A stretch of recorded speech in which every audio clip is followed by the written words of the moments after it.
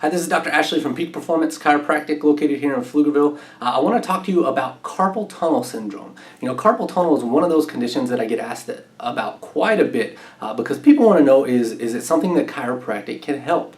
Right? And so when we look at carpal tunnel, most people experience pain, maybe some numbness, some tingling that goes out into the fingers, okay? And so when people start to experience that, it's not a good thing, right? It's a bad symptom. It's telling you something's wrong, all right? And so what I'm looking for, number one, is I'm looking for muscle wasting, right? This portion of your hand here, when you're looking at carpal tunnel, that's going to be the number one telltale sign you have legitimate carpal tunnel. It's going to be wasting of that area of your and atrophy of that area of your hand. All right. As well, what I find actually is that many times I believe carpal tunnel is actually misdiagnosed. Right? Because people look at your symptoms only as an end organ problem. They look at the problem as the numbness tingling down in your hands, right? They don't look at the whole area. And so when you have somebody who sits at a computer all day, right?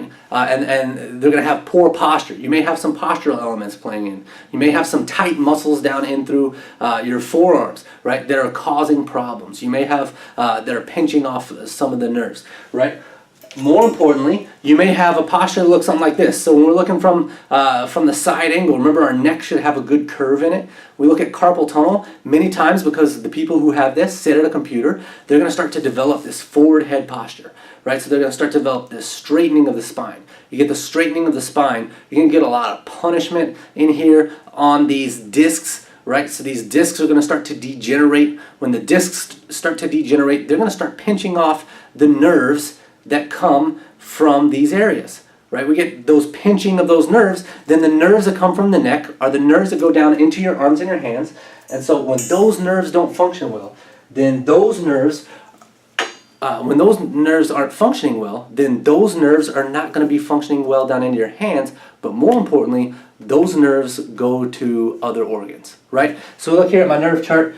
You look at, especially at the upper cervical spine. The upper cervical spine is going to go up into your head, into your mucous membranes, your palate, your sinuses, all those kinds of things.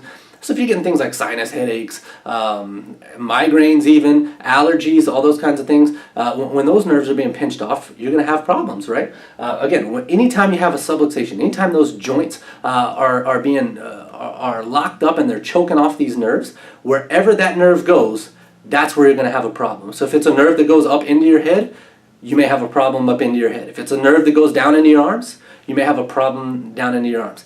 Now, here's the important thing. When we look at the nerves that come from here, the nerves that go down into things like your shoulders, your elbows, your arms, your wrists, those nerves also go to very vital organs, things like your heart, your lungs, your chest, right? And so you may be experiencing symptoms today. You may be experiencing this pain, the numbness, the tingling down into your hands. But what's more important and what I care more about is the fact that those same symptoms you may not be experiencing, not necessarily yet, but those same nerves, because we know that the nerve is bad and that's why you're experiencing the symptom, those same nerves are going down to your heart, your lungs, and your chest, which means that your heart, your lungs, your chest are not functioning as well as they could be. Okay, so those are things that we want to check out. Again, my goal is to check and find out exactly what's going on with you. All right, so I'm going to look at everything from the joints to the nerves to the muscles. I want to know exactly what it is that's causing your problem. Once I figure out what's causing your problem, there's a better probability that I can correct your problem. Right? We correct the problem, then you've got a better probability that you're going to be able to function long term and be able to manage your case. All right, as well.